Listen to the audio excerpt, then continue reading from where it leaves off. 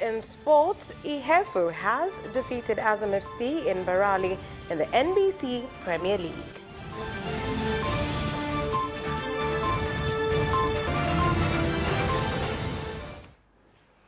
Good evening. This is Capital News at 9:30. My name is Vanessa Victor. Let's get started with the national news.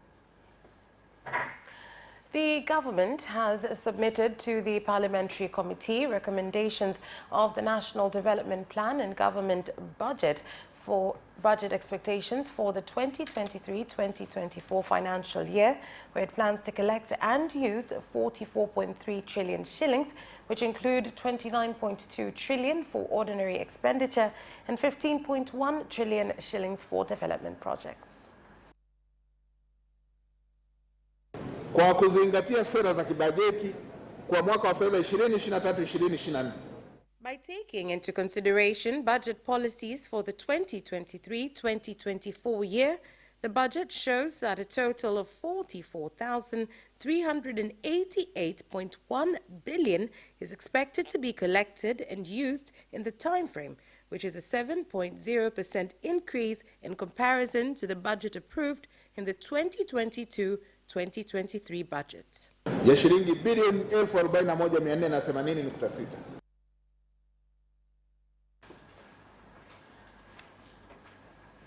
And the seasonal rains that have begun to fall at Eshkeshi Rift Valley area in Mbulu district, Manyara region, has swept away the roofs of houses and a church, causing some citizens to have nowhere to stay.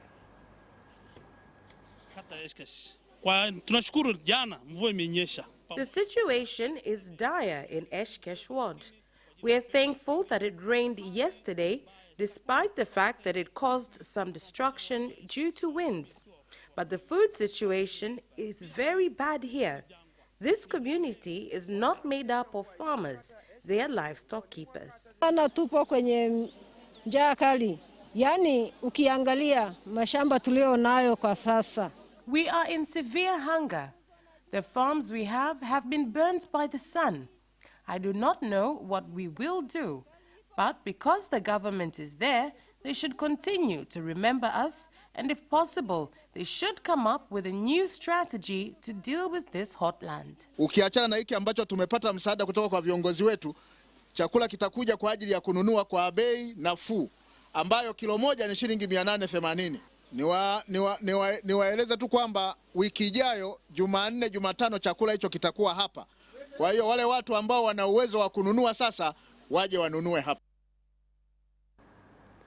The Vice President of Tanzania, Dr. Philip Mpango, when opening the leadership training for district commissioners held in Dodoma, has urged district commissioners in the country to ensure they follow good governance principles, laws and procedures in resolving conflicts in their areas.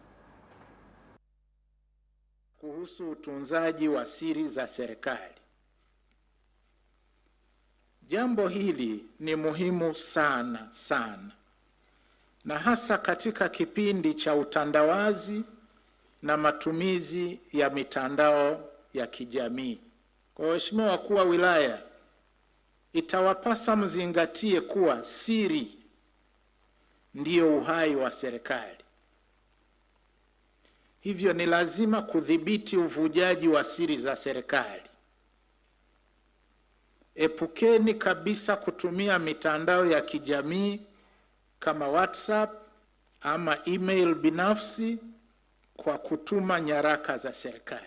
Aidha, kwenye hili naamini watoa mada mtatoa msisitizo kuhusu matumizi ya walinzi binafsi. Mimi na viongozi wengine ofisi ya Rais TAMISEMI tumekubaliana kuwekeza nguvu kubwa, la kwanza katika usimamizi wa miradi ya maendeleo. Kwa kweli kwenye eneo hili ni moja ya kigezo cha upimaji kwa mkuu wa wilaya, lakini vile vile kwa wakurugenzi watendaji wa halmashauri zetu na viongozi wengine mbalimbali katika sekretari za mikoa, wilayani na katika mamlaka zetu za serikali za mitaa. Mheshimiwa Makamu wa Rais, tumepanga pia kuwekeza nguvu katika swala zima la ukusanyaji na udhibiti wa matumizi ya mapato. Hatuwezi tukategemea tu serikali kuu ilete fedha nyingi, alafu na sisi wenyewe kule chini katika wilaya na mamlaka za serikali za mitaa hatuonyeshi mchango wetu.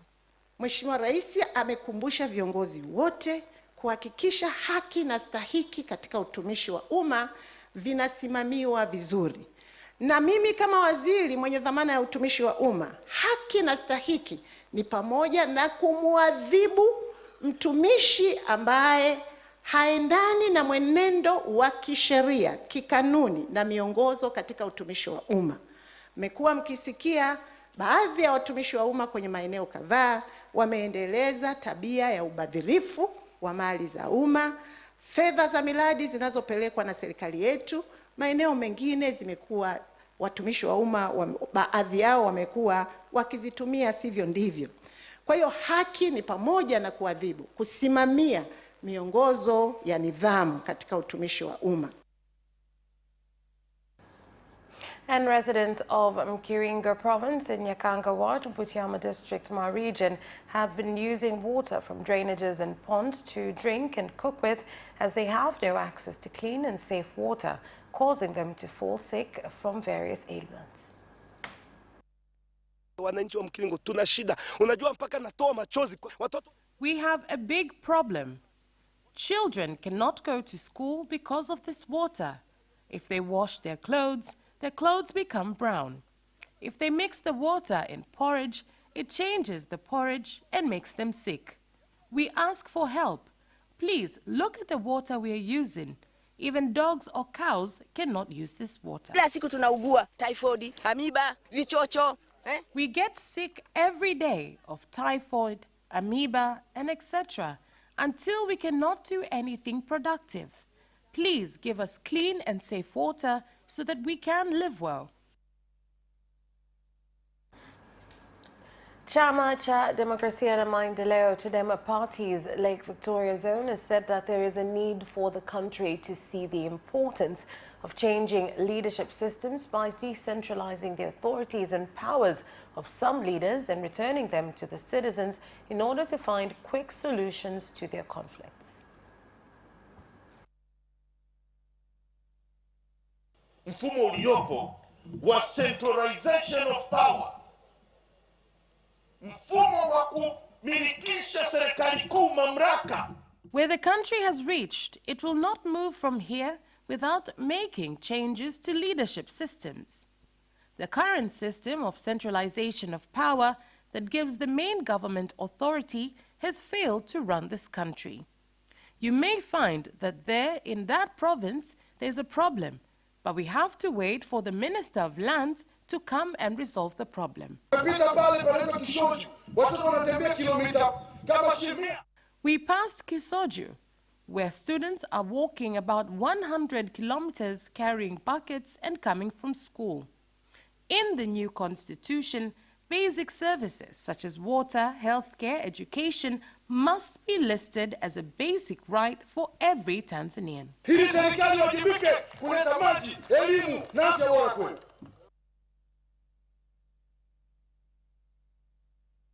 Benjamin Mkapa Hospital in Dodoma has confirmed that there has been a wave of some Tanzanian youth calling the hospital with the aim of selling their kidneys, which is illegal as the country's laws do not permit selling of human organs. The information was shared in Dodoma City by the Managing Director of the hospital, Dr. Alphonse Chandika, during commemoration of 5 years since the hospital began to provide kidney transplant surgeries. Yanakuwa kuna kusita kwa watu kutolea figo ndugu zao, lakini pia kumekuwa na wimbi jingine ambalo sio zuri. People have been hesitant to donate their kidneys for their relatives. There has also been another wave that is not good, where some youth call and ask if they can sell their kidneys for money. That procedure is not present in the country. We follow the country's laws, and that is illegal. Tukibaini kwamba kuna biashara imefanyika, mara moja tunasitisha. Ondoke balozi wa Japani nchini Tanzania, Balozi Yusushi.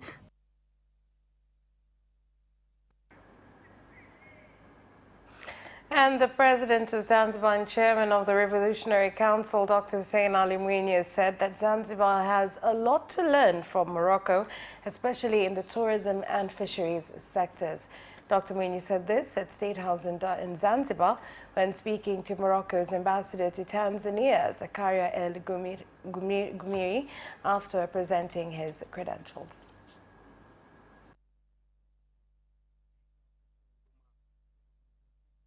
Into Zanzibar, but not only tourism, we are surrounded by the ocean, so it makes a lot of sense when we talk about the blue economy. So areas of fisheries, for example, we haven't capitalized that much. We do not have processing plants for fish or manufacturing or fish feed, oils and so on, and these are big actually. What we need is the investment, is the expertise around this area. So I'll be happy if you can convey Zanzibar's request to the business community there, that we are looking to have businesses to come and develop with us our fisheries sector as well as the tourism sector. Morocco and Tanzania have great relationship, historical one. We're going to celebrate 58 years this year of diplomatic relationship. And this relationship has developed even further with the visit of His Majesty to Tanzania in 2016. And within this visit to Zanzibar, and we stand ready to support Zanzibar with its economic and social development. You know, Your Excellency, Morocco has a great experience and expertise in many fields. And we have signed over 20 cooperation agreements with Tanzania, but which expand also to Zanzibar. In thematics that are of great importance to Zanzibar also. Could be in thematics such as agriculture, tourism, fishery, and financial, banking, investment, and unlocking trade, etc. So we stand ready to support Your Excellency in this development. The Four Seas Attorneys and Legal Consultants Company has run the Moot Court competition at Kinondoni Court for universities in the country that is aimed at challenging students to learn through practice instead of just theory, and to be able to use the law to provide justice as well as resolve international cases when they become lawyers. Ili tamasha sio tu kwa wanafunzi wa chuo wanaoanza mwaka wa kwanza, lakini hata wanafunzi wa masters, wanafunzi wa PhD pia wanakuwa wanacompete hapa. Inamaanisha ni kitu ambacho ni most prestigious competition kupitia kulingana na competitions zote zingine. Zinawasaidia tools nyingi sana ambazo zinawasaidia wanafunzi baadaye kuwa waajiriwa. Ambacho pia tunatoa wito kifanywa na taasisi zingine, kinatusaidia zaidi kutujenga sisi wanafunzi kutoka huku chini, kututengenezea confidence ya kuweza kuzungumza na kujenga hoja kwa kujiamini na kutumia muda mwafaka wa kuwasilisha zile hoja zako. Wanafunzi ili waweze kutumia sheria za kimataifa ili kuweza kulisaidia taifa, na tunawapika kiasi kwamba watakapokuwa sasa wanasheria kujitegemea ama pengine waajiriwa serikali, wanaweza wakaitetea serikali katika mashauri ya kimataifa. That's all for the national news. International news is next.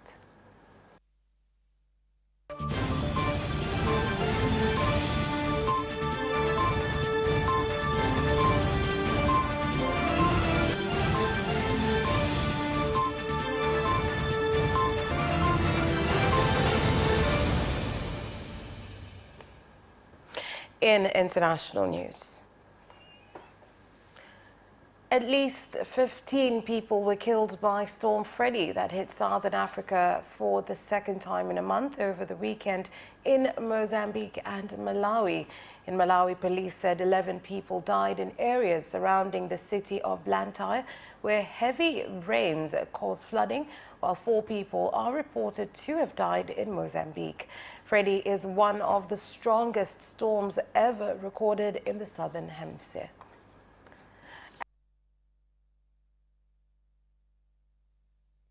in Migori County after residents took to the streets to voice their grievances over the high cost of living.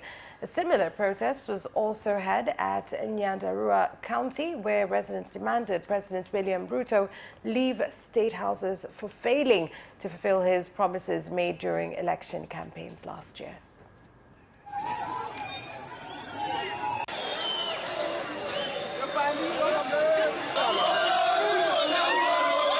San Diego, nataka niambie Ruto kitu moja. Kura zetu najua uko nazo. Na nataka nikwambie usidanganye polisi wakuje kutushtua hapa Migori. Sisi tunataka bei ya unga irudi chini. Irudi chini. Nasema ya kwamba kinaga ubaga. Tumetoka nje kama watu ya Migori, tunatafuta haki yetu. Na haki ya baba lazima apate. Tunasema Ruto toka State House. Leo tumeanza, ikifika tarehe 20 tunakuja hapo vile baba ataingia State House, sisi ndio tunajua. Tunasema mambo ya unga lazima irudi chini. Hatuwezi kanja na hii nchi yetu. Tunatoa tax. And President Yoweri Museveni of Uganda has said there is a need to speed up the process to achieve a political and economic federation in order to bring about rapid development in Africa. The statement was made by President Yoweri Museveni at the signing of 2 trade agreements between Uganda and Algeria.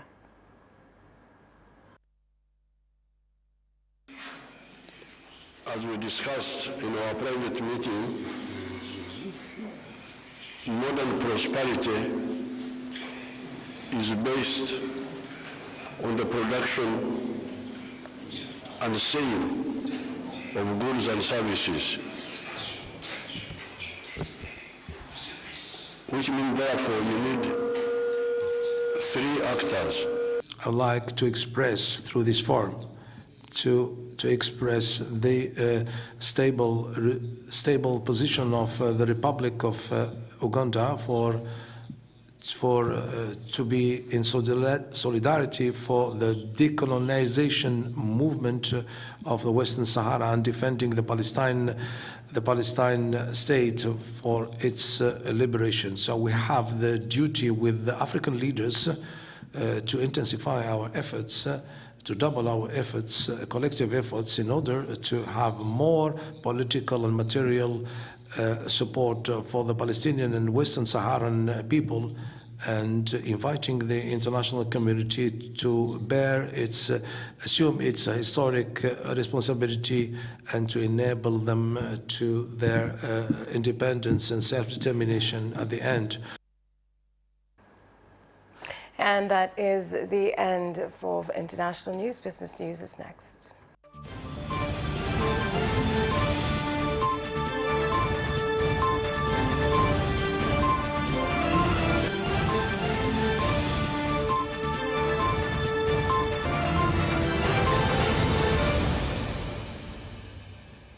In business news,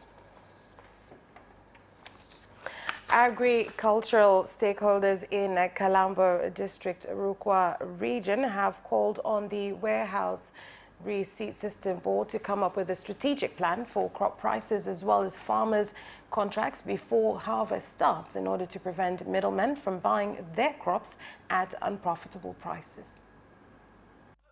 Ikiwezekana, kwa sababu wao ndio wanajua masoko, wangekuja na bei ya kutuelekeza kwamba bei itakuwa shilingi kadhaa, ili sisi tuingie, wakulima wetu waingie wakijua bei.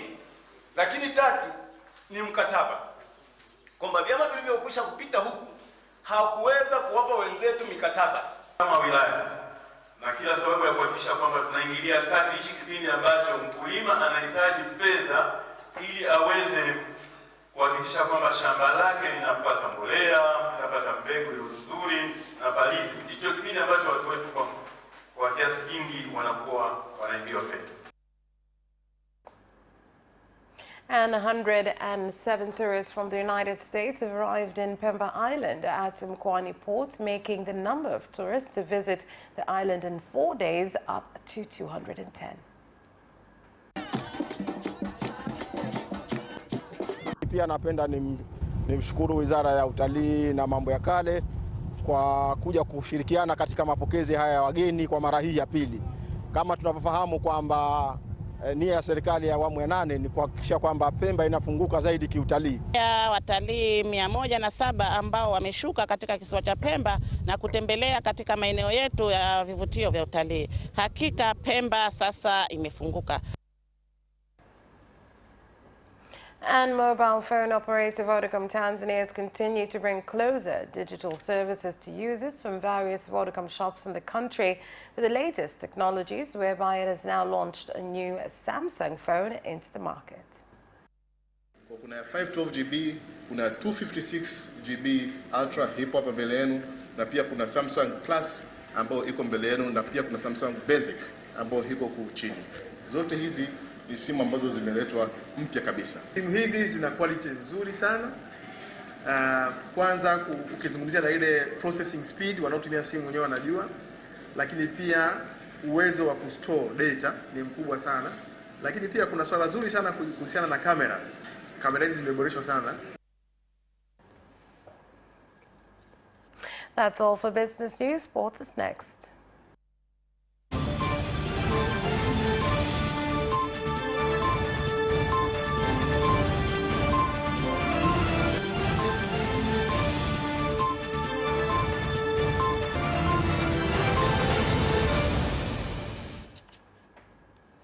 Now in sports. Azam FC are the recent victims of the Mbarali grounds after accepting a 1-0 defeat to Ihefo FC in the Premier League. Ihefo have been prolific since the start of the second round, had their goal through Rafael Daoudi, who headed a former AZFC player never to get his free kick in the first half. And the International JWTS Youth Tennis Championship is kicked off today and will run until the 18th of March with the Tennis Association. Kwa sababu vijana hawa ambao wanashindana hapa ndio baadaye wakipata nafasi ndio wataqualify kwa ajili ya kwenda kwenye world level ambao wanafanyika kule Bulgaria. Kwa hiyo ni miongoni mwa vitu ambavyo kwa kweli vinathibitisha ushirikiano tulionao, kwa sababu kuhosti tournament hapa Gymkhana katika uwanja wa tennis ni mara ya kwanza Tanzania kuhosti mashindano haya. Kwa hiyo ni moja kati ya kitu ambacho kinathibitisha diplomasia tulionayo na mataifa, ushirikiano na mataifa mbalimbali ndio vinapelekea watu kuwa very comfortable. And the Tanzania sailing team has started preparations for another international competition, which will take place this May in Morocco. Sport item ends our news bulletin. On behalf of everyone who worked to bring you this bulletin, my name is Vanessa Victor. Thank you for watching and have a good night.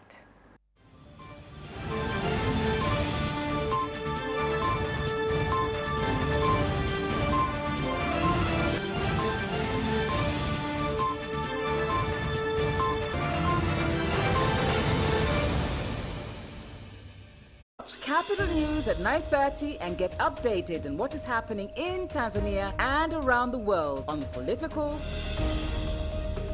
social,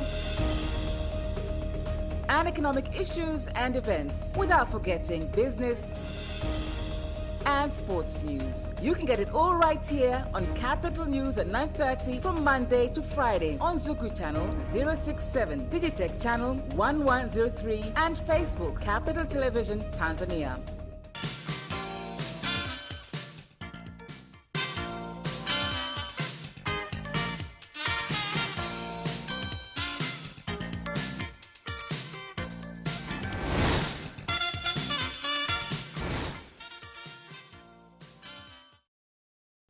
Dhana inatambaa vipi kupita kote huku ili mwisho wa siku isije kabaki ni ajenda ya wale walioko juu wa chini huku wakawa wanabaki. Dokta, mimi nadhani kwa mfano tunapokaa hapa sasa hivi leo, hiki ni chombo cha habari kikubwa, kinafikia Watanzania wengi. Mimi nafanya kazi na vyombo vya habari na maisha yangu kikazi nimefanya na vyombo vya habari. Najua nguvu ya vyombo vya habari. Nadhani wanahabari na vyombo vya habari katika nchi yetu vina kazi kubwa sana ya kumsaidia rais katika kuhakikisha dhana hii inakwenda chini. Na nchi hii na vyombo vya habari sio kimoja, kuna vyombo vya habari vingi sana na vyombo vya kijamii. Kuna mpaka sasa hivi hivi vyombo vya social media vipo, vinaweza kupeleka habari vizuri sana. Lakini ninachoamini zaidi kwamba maadamu rais ana dhamira hiyo, na maadamu rais, unajua akizungumza rais anatengeneza utamaduni, na kwa sababu utamaduni kutoka juu unateremka kwa spidi kubwa sana. Kama tunataka kweli kwenda, ninaamini hatuchukui muda, watu wengi watamuelewa, na kama yeye ataendelea kufanya kwa vitendo. Kwa mfano kicho kitendo tu alichokifanya tarehe 8 ni kitendo ambacho kimeshuka mpaka ngazi ya chini, kwa sababu ni kwa mara ya kwanza katika nchi yetu tangu tuwe na vyama vingi vya siasa kumuona rais wa Jamhuri ya Muungano wa Tanzania akishuka na kwenda kwenye shughuli ya chama cha upinzani, shughuli ya kitaifa, akasimama kama rais. Lakini mimi nadhani waliokuwa wamemfuatilia Rais Samia toka mwanzo, alisema mimi ni rais wa Jamhuri ya Muungano wa Tanzania. Wengine hawakumuelewa haraka, wakajua tu marais wote wanakujaga wasema mimi ni rais wa Jamhuri ya Muungano wa Tanzania, hawakumuelewa. Lakini kwa sisi ambao kidogo tumefanya naye kazi kwa chini, katika mtu anayependa kuona watu wote wanafurahia nchi yao, nilimuelewa kwamba huyu ni rais ambaye akikaa vizuri, akishakaa sawa, anaweza kuifanya mabadiliko makubwa katika jamhuri mpaka kila mtu atakamshangaa. Na nadhani sasa hivi ni mwanzo. Tutegemee mambo makubwa sana kwa Rais Samia. Anaweza kufanya vitu ambavyo watu watamshangaa, lakini ni vitu vyema kwa taifa hili. Sawa sawa. Kwa hiyo nadhani utamaduni, kwangu mimi naamini maadamu tuna vyombo vya habari ndio hicho